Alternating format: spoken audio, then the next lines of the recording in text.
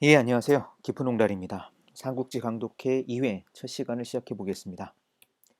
제목을 다시 보겠습니다. 제목은 이렇습니다. 장익덕, 노편독우, 하국구, 모주환수. 장비익덕이 성을 내며 도구를 매질하였고, 하국구는 나라의 외삼촌이란 뜻인데요. 에, 태후의 그 오래비였기 때문에 그렇습니다. 환수, 환관들을 죽일 계획을 세우다. 오늘은 한 사건만 보려고 합니다. 뭐냐면요. 이 사건들과는 제목에 나오는 사건들과는 좀 무관한데 1회에서 소개해드리지 않은 사건이 있습니다. 유비와 형제들이 군을 나서는데요. 그 당시에 황보숭을 비롯해서 여러 명의 장수들과 만남을 갖습니다. 그 가운데는 유비의 스승이었던 공손찬과 유비의 스승이었던 노식도 있었는데요. 노식은 글쎄요, 군사적인 능력도 약간 부족했는지, 그리고 그 당시에 이제 황관들의 눈에 들지 않아서인지 호송됩니다. 그리고 그 자리를 동탁이라고 하는 인물이 대신하죠. 이 동탁이라는 인물에 대한 평가는 상당히 상반됩니다. 그에 대해서는 나중에 소개시켜 드릴 일이 있을 것 같고요.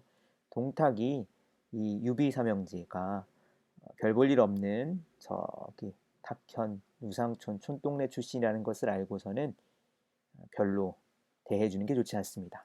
그러자 벌어지는 사건입니다. 원문을 읽어보겠습니다. 당일 태만료 현덕. 그날 태만이라는 표현은 지금도 쓰죠. 이렇게 게으르게 대한다는 뜻인데요. 멋대로 대했다라고 생각하면 좋겠습니다. 예를 갖추지 않은 거죠. 현덕에게 여기서 주어는 동탁입니다. 동탁이 상당히 게으르게 멋대로 대했다. 장비 성발. 장비가 발자는 내다는 뜻이에요. 그래서 장비가 성격이 이렇게 내어서, 그러니까 장비가 화를 내다라고 풀면 되겠죠. 장비가 화를 내어 편욕살지, 곧 욕살지 그를 죽이려고 하였다. 이게 지금 맥락이 어떻게 들어오실지 모르겠는데 그냥 아무런 편견 없이 쭉 읽어보면 대단히 뜬금없기도 합니다. 왜냐하면 장비는 불과 얼마 전까지만 하더라도 그냥 저기 촌동네 구석에 조금 돈도 많고 술 팔고 돼지 잡아 살아가는 그런 출신이었는데 지금 이 동탁은 그래도 한 나라의 대군을 이끌고 있는 장수거든요. 아무리 잘못했다라고 그를 죽일 생각을 하다니 상당히 낯설죠.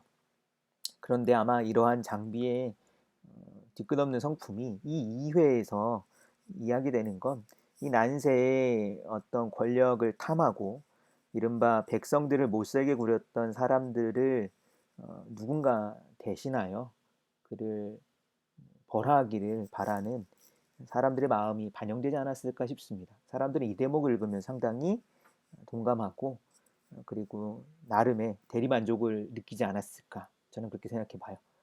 계속해서 보겠습니다. 현덕, 여, 관공, 급, 지, 지왈. 현덕과 관공은 관우죠. 급히 지자는 멈추게 하다는 겁니다. 장비를 말리며 말하기를 타시 조정명관 기가천살. 그는 조정의 명관, 아주 이름난 관리다. 어찌 멋대로 죽일 수가 있겠는가. 그렇죠. 오늘날에도 어떨까는 모르겠습니다. 저도 정치인들 가운데 마음에 안 드는 사람들 많아요. 그러나 제가 그를 멋대로 해하려 하거나 혹은 그에게 위해를 가하면 그건 그것대로 문제겠죠. 그러나 이 말에도 장비는 어, 만족하지 않습니다. 비왈, 장비가 말하기를 약불살저시, 만약 하지 않는다면, 죽이지 않는다면 저시.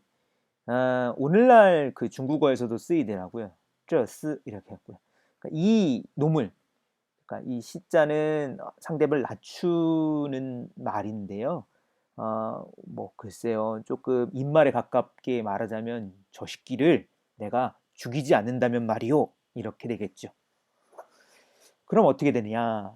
이어서 보겠습니다. 반, 요, 제, 타, 부하, 청령. 반대로 도리어 타, 부하 그 밑에서 청령, 명령을 들어야 합니다. 기, 실, 불, 감.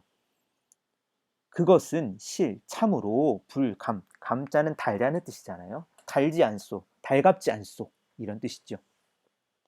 장비가 성을 내며 말합니다. 저놈을 내가 죽이지 않으면 그 밑에서 명령을 들어야 되는데 이거 참 못 견디겠소. 이런 말인 거죠. 그러자 세 번째 줄입니다. 이형, 요, 편, 주, 제차.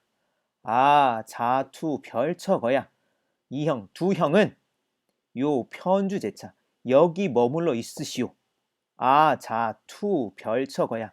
나는 자, 스스로 투, 별처. 다른 곳에 가버릴 거요. 재밌죠? 세 형제가 형제를 맺은 지도 얼마 되지 않았는데 1회입니다. 1회. 그것도 1회 중반부에서 맺었어요. 그런데 얼마 시간이 지나지 않아서 바로 이 얘기를 합니다. 사실은 그러면 현덕이나 관공 입장에서는 유비나 관우 입장에서는 무슨 소리냐. 그 우리가 맺었던 맹세가 그렇게 가벼운 거냐 성을 낼 만한데 유비는 그렇게 하지 않네요. 읽어보면 이렇습니다. 현덕이 말하기를 삼인의동 우리 세 사람은 함께 의형제를 맺었다. 오탑니다. 예, 생이죠. 생사기가상리 그리고 살고 죽는 것이 어찌 살고 죽는 것에 어찌 서로 떨어짐이 있겠는가? 살고 죽는 것도 함께 해야 되는데. 불약, 도, 투, 별처, 거, 편요.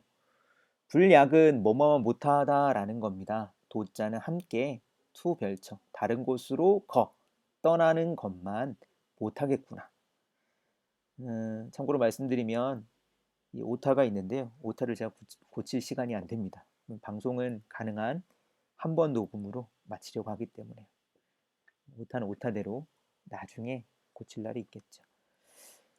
돌아와서 뭐 장비가 이놈 밑에서 동탁이라고 하는 놈 밑에서 못 있겠다고 하니까 유비가 그럼 우리도 함께 가야 되겠냐라고 말을 합니다. 참 어땠을까요, 장비가? 그럴 때 내용을 보면 이렇습니다. 비왈 장비가 말하기를 약여차 만약 그래 한다면 소해오한 소자는 해소하다 맞네요. 해소하면 이 두 가지를 이제 뒤집어 놓은 거죠. 다 풀다는 뜻입니다. 오한 내 한스러운 마음을 풀 수 있겠소. 그러면 내가 좀 화가 풀리겠소. 이런 말인 거죠. 참 재밌게도 삼국지를 이끌어가는 인물 가운데 장비의 이런 직설적인 면이 상당히 중요한 역할을 하는 것 같아요. 기억하실지 모르겠지만 1회에서 장비가 단번에 내일 바로 우리 의형제를 맺읍시다 이런 말 하지 않았다면 어떻게 세 형제가 의형제를 맺었을 것이며 또한 장비의 이런 뚜렷한 어떤 행동이나 성굵은 성격이 아니었다면 어땠을까 하는 생각이 들기도 합니다. 물론 이런 가정은 역사적 가정이 아니라 이야기 속에서의 문제를 저는 이야기하는 겁니다.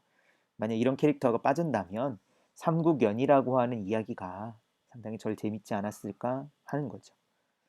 어찌됐건 이리하여 유비 삼형제는 동탁 밑에서 황건적을 토벌하는 일을 그만두고 떠나고 자리를 뜹니다. 그리고 어느 작은 현에 부임하게 되는데요. 그 이야기는 이후에 전해드리도록 하고요. 다음 시간에 만날 문장은 유비 삼형제와는 다른 인물입니다. 읽어보면 이렇습니다. 광액 활면 호재웅요 넓은 이마에 트인 낯빛 호랑이 몸뚱이에 곰의 허리 누구냐면 어찌됐건 이런 표현을 보시면 어떤 한 장수가 그려지겠죠. 유비, 관우, 장비 그리고 조조와 어깨를 나란히 할 만한 인물입니다. 삼국의 중추가 될 만한 인물인데요. 그 인물에 대한 표현이 이렇습니다. 그 인물에 대해서는 다음 시간에 만나보도록 하겠습니다. 수고하셨고요. 감사합니다.